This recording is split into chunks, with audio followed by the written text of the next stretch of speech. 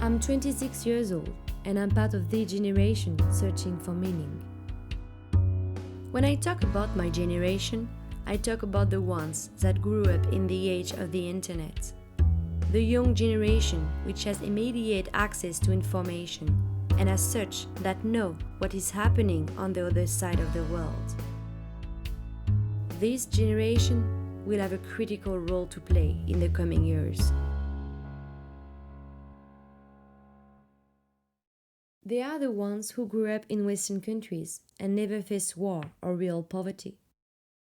Because of our privileged background, our happiness is not only about money and security. We need more. The Maslow pyramid depicts this phenomenon. We are driven by a quest for meaning. To blossom, we need a purpose. Our own introspection leads us to question the society regarding the loss of common sense which characterize our postmodern civilization. We demand more justice and transparency both in business and political matters. We realized the emergency to get the grips with climate change and to act quickly. We want to live in a world aligned with our values, and therefore, we are looking for meaningful jobs. Witness the booming number of young entrepreneurs in Western countries driven by a strong work ethic. In our pursuit of happiness, we need to feel useful. We need a job with a positive impact in society. So if you are in that period of your life where you question yourself, if you want as well a job which enables you to thrive while doing the right thing, if you are sincerely interested in the meaning of your life, and if you cannot stop questioning yourself about the role you have to play in the world, I have a message for you.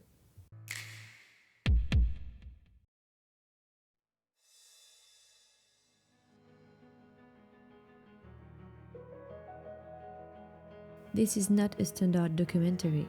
It's the story of my own introspection. How my life experiences lead me to deep dive into the working conditions of factory workers in South India. And to what extent it helped find my mission on Earth.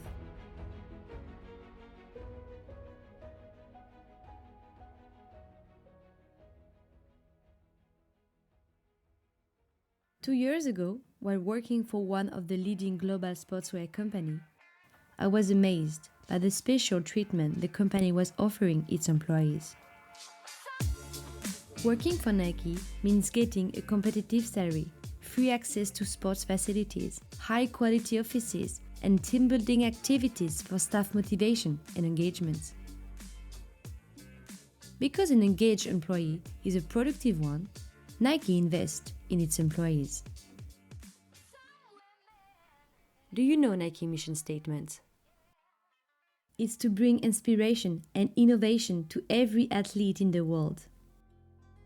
To this extent, Nike empowers each one of us to go far beyond our limits. And our generation has a natural affinity for companies which embody strong values of achievement and inclusion such as Nike's. So did I. After a few months, I loved the brand and put all my energy into my job because I was inspired by the values the brand promoted and deeply attached to the corporate culture.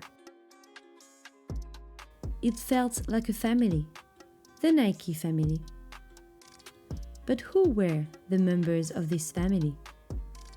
Would a factory worker be considered as my brothers? Would they be treated as my equal? In reality, do these brands operate coherently with the values they stand for? I wasn't sure. I wanted to dig into what I perceived as the contradiction between the company's culture and the reality of the working conditions in factories. So I started my investigation and went to the merchandising director of Nike Europe at that time to ask him about the working conditions inside the factories Nike was working with. His answer was sharp and straightforward. Manufacturing Nike products raises the standards of living in developing countries. Workers get enticing salary, which can provide both a roof and food for an entire family. Workers are then happy to work for Nike. This answer triggered my curiosity, and for good reason. Sadly, Nike also goes with child labor. Back in 1997, Nike came under fire after the release of a picture showing a Pakistani young boy stitching Nike's footballs. The public opinion is shocked and calls for more transparency. This scandal is about to change again. Major American brands will look towards implementing rules on child labor in order to never again face those shameful images. The pressure was so intense that brands had no other choice but to guarantee a minimal control of their suppliers overseas. Out of transparency, some of them started to publish a rough list of their official suppliers. It's important to insist on the word official. Indeed, the sportswear industry works with a network of multiple suppliers. Very often, suppliers will outsource part of their production to other suppliers. The issue is that brands only publicly disclose the direct suppliers. As such, the very first supplier only can be localized and can undergo controls. The rest of the chain remains unknown and absolutely no control can be done, which often results in lower wages and poor working conditions. To get a fair idea of the current situation, I had to go and meet the workers myself. I choose India, where 30,000 people work at the moment for those official suppliers. So driven by a thirst for knowledge, I took my bag, my camera, and I booked a flight for India.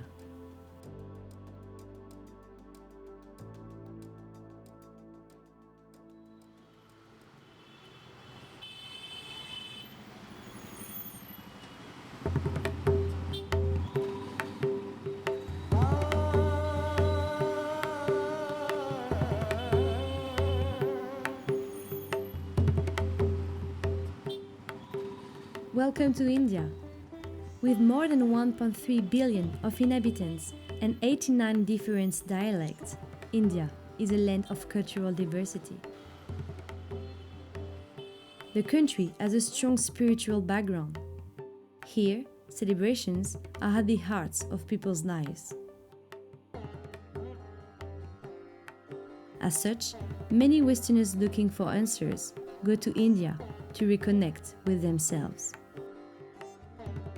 But India is also a land of contradictions, a country with an exponential economic growth, yet struggling with an archaic patriarchy, a deeply unequal society controlled by a modern constitution.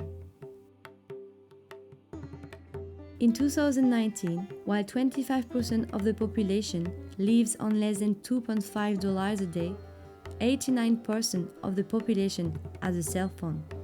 This shows how complex the market is. The country is divided into 29 states with different regulations. The Ministry of Labor sets the legal framework around wages. However, there are some state-level laws which are applicable. In Karnataka, the sixth wealthiest state in India, where I conducted the interviews, the minimum wage for the semi-skilled workers is about 4.6 euros a day. Karnataka has over 4.5 million people working in the garment industry, among which 85% are women. In most cases, these women are the main provider for the whole family.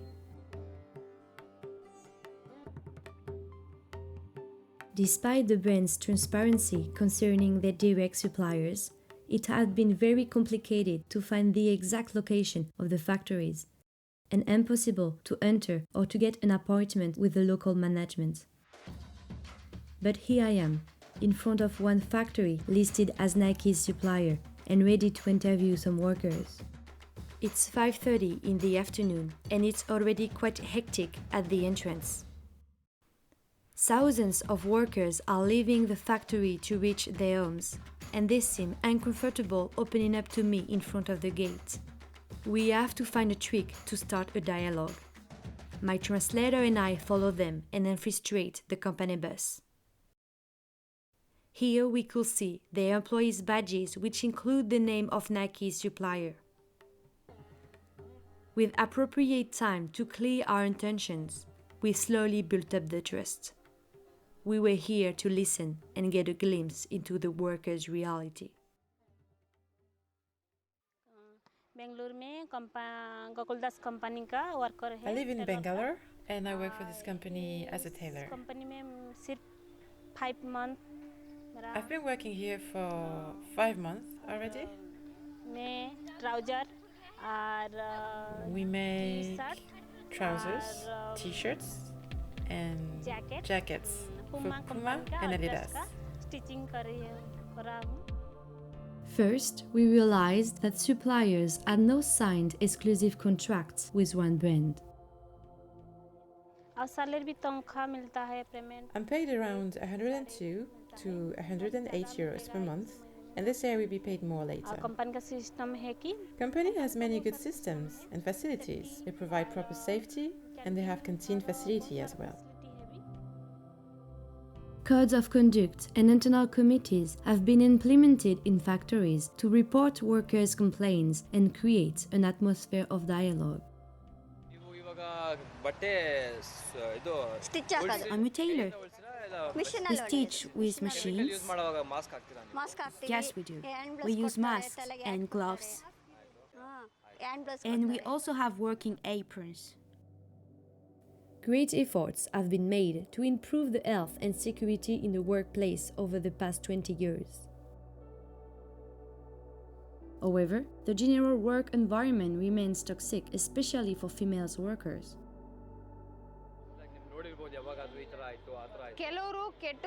If we come across bad supervisors, that is a problem. Most of the time, even if we work properly, some supervisor will shout at us, injure us, use, very bad words, even though we don't do anything bad. They yell at us, abuse us, and shout at us like, move out from here. Those bad things. In this industry, harassment is a really common issue. The management is made of men who often cross the line of respect and dignity. So when we look at the conditions in the factories, workers, the senior managements are mostly positions held by men. That's the supervisory positions are held by men, and women are working on the shop floor as tailors or helpers or cutters, trimmers, and other packers, other jobs. So there is a huge power dynamics in the industry that is since the men are in the supervisory role, they feel that you can scream at women and you can get work done. Harassment at work gets worse when the targets drastically increase. Workers work under great strain and are pushed to produce more within the same time frame. Targets are then a sensitive topic, but one worker accepted to discuss it with us. We have to produce 100 pieces per hour, but we generally manage to make 70 to 80. The production speed is set to reach unrealistic goals. And what happens if the workers do not meet the target? We're supposed to have half an hour for food, but if there is a problem with the machines, if the pieces don't move as expected, it is our problem. We should finish lunch in 10 minutes and move back to work.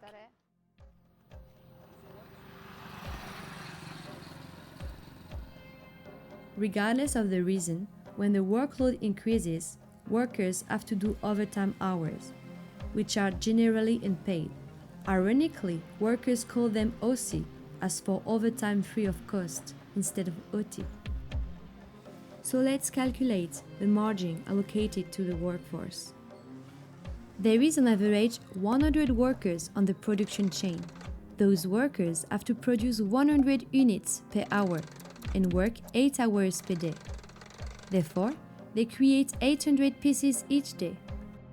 By taking one of the cheapest branded products, a t-shirt sold at 30 euros, Each day, the workforce creates a value worth of 24,000 euros, whereas the total payroll per day is 500 euros. Consequently, workers get only 2% of the value they create. And that's when I realized that despite a stressful work environment, workers' major concern remains financial compensations. In cities like Bangalore, house rent cannot be less than 64 euros. For a decent house, we have to pay even more. With the current salary, it is not possible. We need an increase in salary.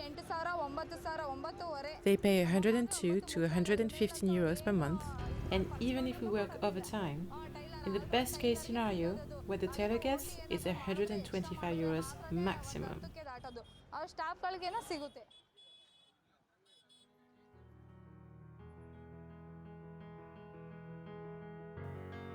Asia for Wages, a global coalition of human rights organizations, confirms it. It has calculated a living wage of 308 euros a month in that state of India. A living wage is a salary a person could live on in dignity and safety. With a maximum of 125 euros a month, the current workers' wages fall far below the living wage.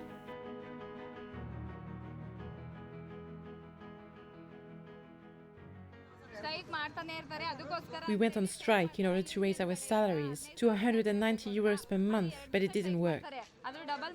We've been asked to work on Sundays, so 7 days a week, to make up for the working hours lost due to strike. If we get proper salary, we could work happily and contribute even better.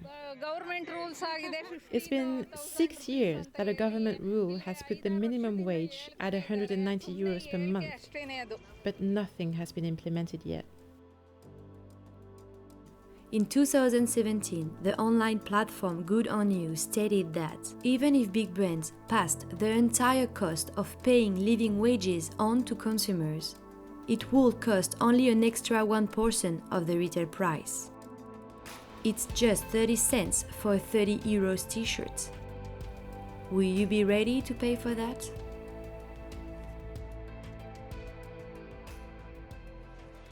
I've been working for the same company for 12 years.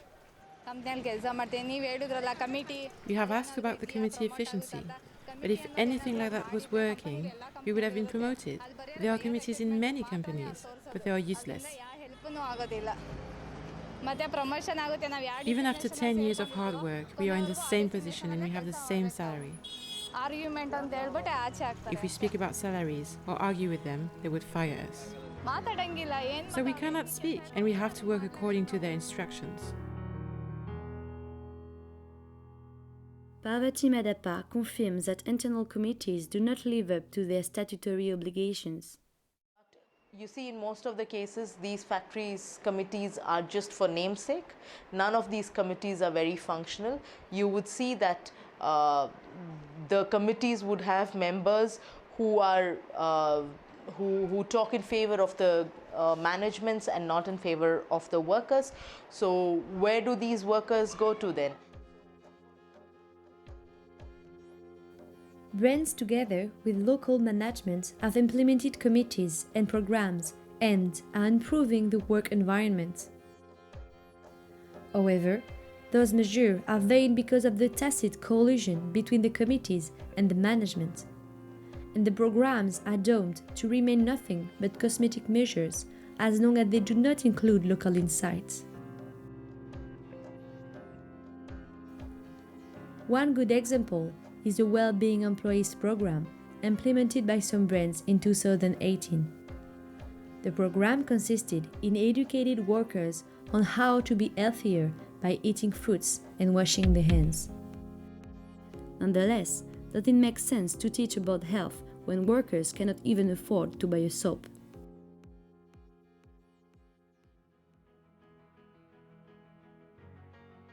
Plenty of voluntary initiatives and codes of conduct have been signed in recent years by companies trying to assert their corporate social responsibility goals.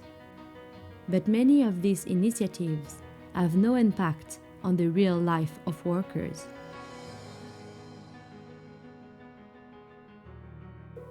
Brands need to deep dive into the Indian culture and reality to design truly efficient programs.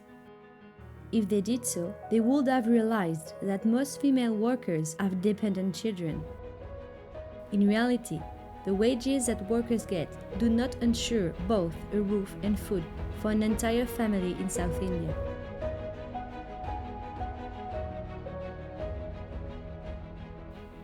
The reality of the situation is outrageous, but it was nothing compared to what I was about to discover.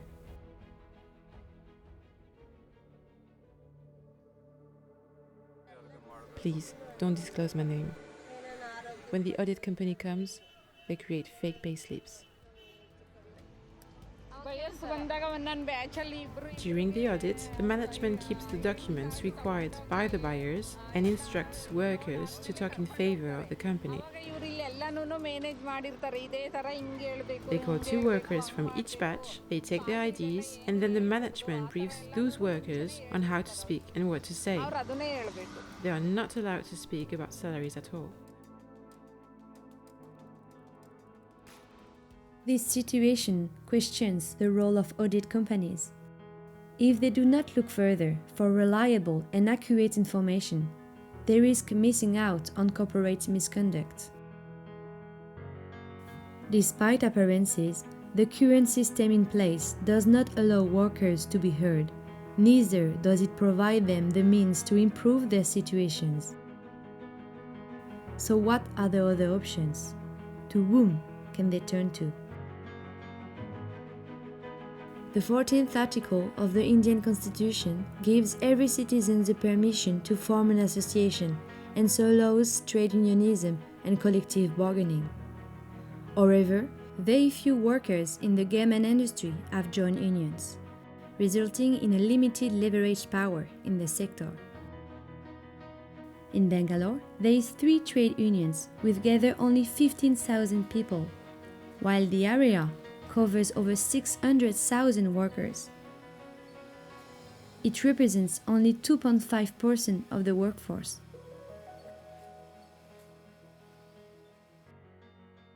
Sebastian de Verage, the Vice President of Karnataka Garment Workers Union, and Udit Sharma, a specialist in public policies, explain us the reasons for workers' low engagement. That is one of the major factors that is preventing workers from entering into some sort of a collective action is fear. In fact, in some cases, workers are subjected to threats and intimidations when they want to join unions. Export follows some of the very minimum labor standards. But as far as freedom of association is concerned, most export industries don't want to entertain anyone, and they were very openly against unionization. This shows another inconsistency. Brands spend money and time to implement committees and at improving the dialogue, but still prevent trade unions to grow in the sector. Moreover, when a conflict of interest arises, people working in those factories do not have the time nor the skills to assess properly the situation. Most of the people in these kind of setup are not educated, are not aware about their rights, are not aware about the regulations, their powers, their rights and everything. So in some cases, workers have mistakenly come to think that trade union is responsible for the closure of factories. Besides, the fast-changing environment makes it very difficult for trade unions to grow and be effective.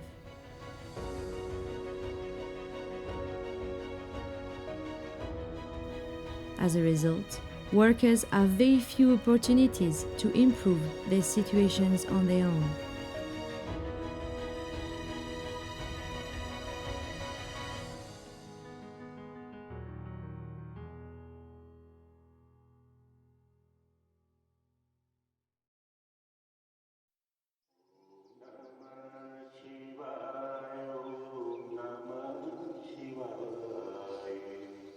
Hare Hare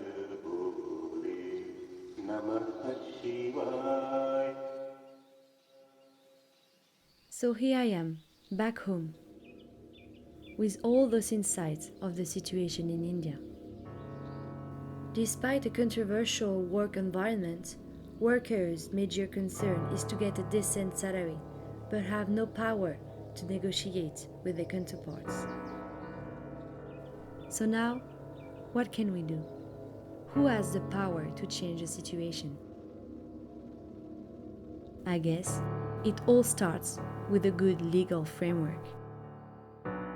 The state of India could design laws to provide workers with better protections. Moreover, a budget envelope should be allocated to ensure regular controls are made to avoid corruption, which is endemic in India. As such, the state has a role to play in improving the working conditions in the sportswear industry, providing there is some kind of political will behind it. Then, the local management in return must respect these rules and regulations. They must provide workers with a safe environment which fosters good mental health. And what about the brands? Can they be held responsible for the health and safety of people who work for them?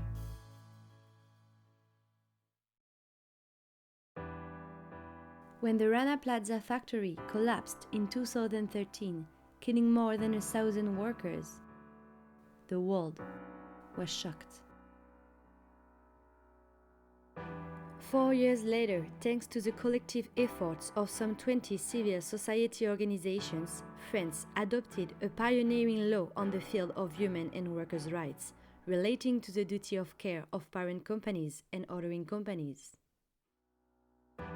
In practical terms, this law requires French businesses with more than 5,000 employees in France or 10,000 in the world to identify and prevent human rights and environmental violations resulting not only from their own activities, but also from their subsidiaries, subcontractors, and suppliers abroad. This constitutes a major historic step. Indeed, companies can finally be held legally accountable for harms to people and to the environment. It should pave the way for similar laws in Europe and drive positive changes in companies' practices.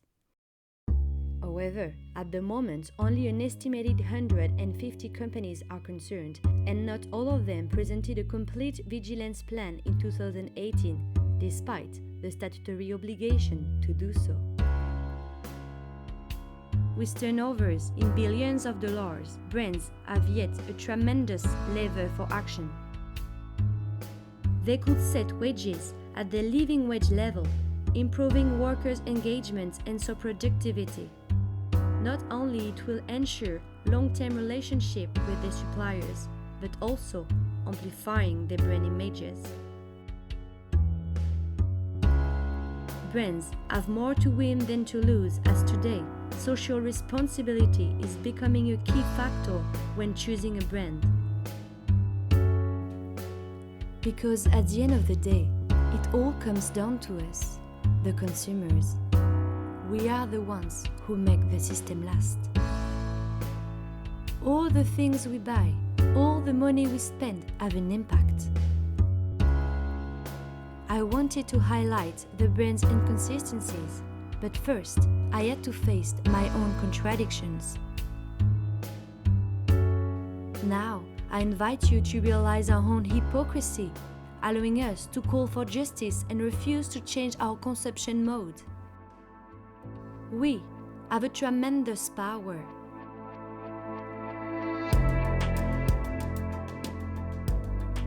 Abstention from brands which do not support the move is our greatest weapon. Each one of us has a role to play. So be curious, question the established order, and trust yourself. You are unique, and you bear in yourself the seed for change. So listen to your inner voice and act for what you believe in. More freedom, more justice, more solidarity.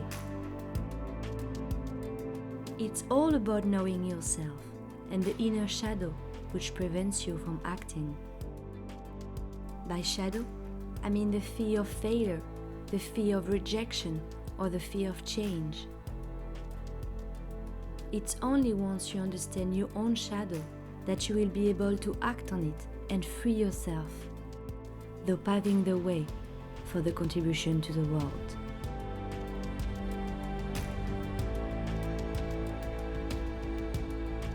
All generations chose a fight and achieved significant social progresses. Right now, stop and stare. Observe the world and identify the dysfunctions. Then, choose your fight.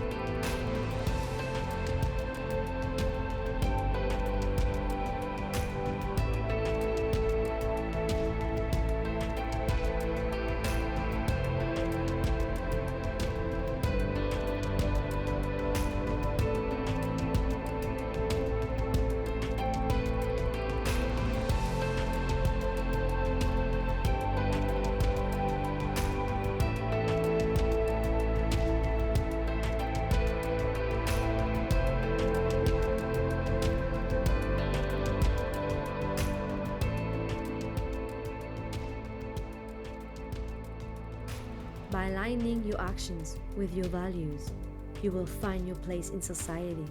You will find the true meaning of your life. I did not change the world, but I changed myself. By letting go my thirst for recognition, I gave workers a voice and found out that empowering people is what makes me thrill. And you, what makes you thrill?